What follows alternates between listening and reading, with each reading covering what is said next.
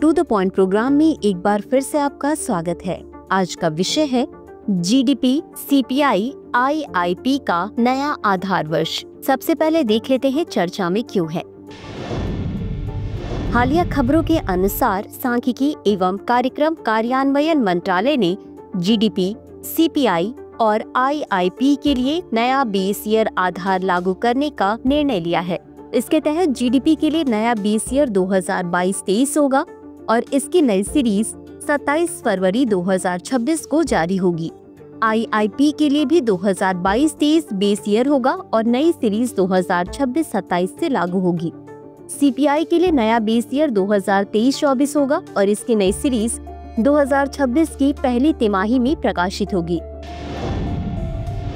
अब देख लेते हैं इससे संबंधित मुख्य बिंदु को।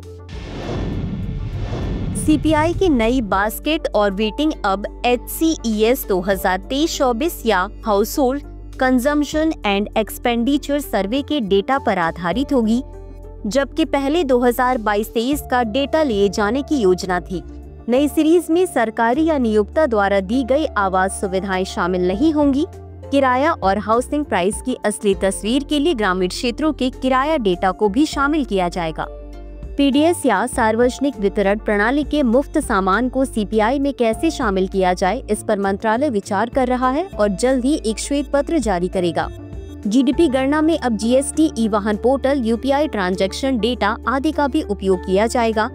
सीपीआई के लिए air fare, rail fair, OTT platform, petrol, diesel, LPG के लिए प्रशासनिक रिकॉर्ड और ई कॉमर्स वेबसाइटों से भी डेटा लिया जाएगा।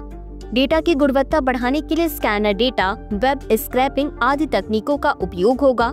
जीएसटीएन डेटा के आधार पर सेवा क्षेत्र का वार्षिक सर्वेक्षण जनवरी 2026 से शुरू होगा, जिससे सेवा क्षेत्र की राज्यवार स्थिति स्पष्ट हो सकेगी। साथ ही रिस्पांस रेट बढ़ाने के लिए आउटरीच, सैंपल साइज बढ़ाने और इंडस्ट्री संगठनों के साथ सहयोग की योजना है।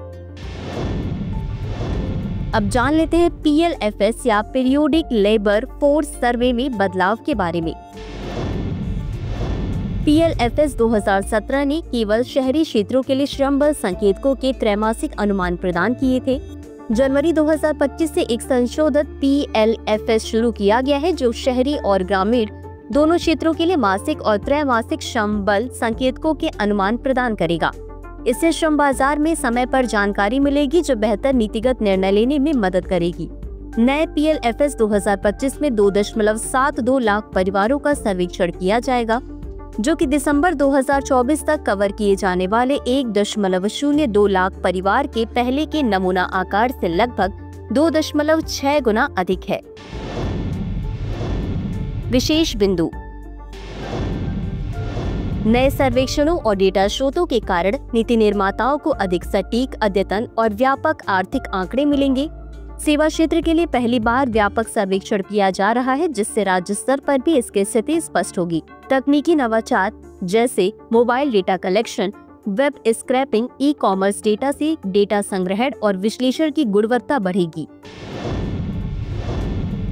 इसी के साथ अंत में देख लेते हैं आज के अभ्यास प्रश्न को। भारत में जीडीपी, सीपीआई और आईआईपी के लिए नया आधार वर्ष लागू होने के बारे में निम्नलिखित कथनों पर विचार करें। 1. जीडीपी के लिए नई श्रृंखला 27 फरवरी 2026 को जारी की जाएगी। 2. सीपीआई के आइटम बास्केट का भार 2023-24 के HCES डेटा पर आधारित होगा। उपर्युक्त में से कौन सा या कौन से कथन सही है? यह सही है। A केवल 1, B केवल 2, C 1 और 2 दोनों, D न तो 1 और न ही 2। इस प्रश्न का उत्तर कमेंट बॉक्स में जरूर दें। आज के लिए बस इतना ही। धन्यवाद।